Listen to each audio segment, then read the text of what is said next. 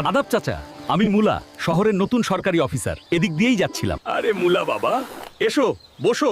তোমার সরকারি চাকরির খবর তো শুনেছি। তোমার মতো যোগ্য ছেলের হাতেই তো আমার ঢেঁড়সকে তুলে দিতে চাই।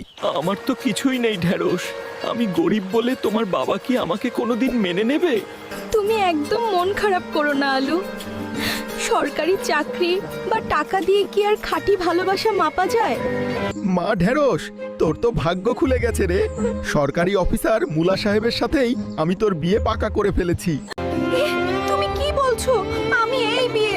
না বাবা, এটা হতে পারে না। বাবা, আমি তোমার পায়ে পড়ি, আমাকে ওই মুলা সাহেবের সাথে বিয়ে দিও না। আমি শুধু আলুকেই ভালোবাসি বাবা। চুপ কর অলক্ষী। ওই ফকিন্নির পুত আলুর নামও মুখে নিবি না। সরকারি অফিসার মুলা বাবাজির সাথেই তোর বিয়ে হবে, এটাই আমার শেষ কথা।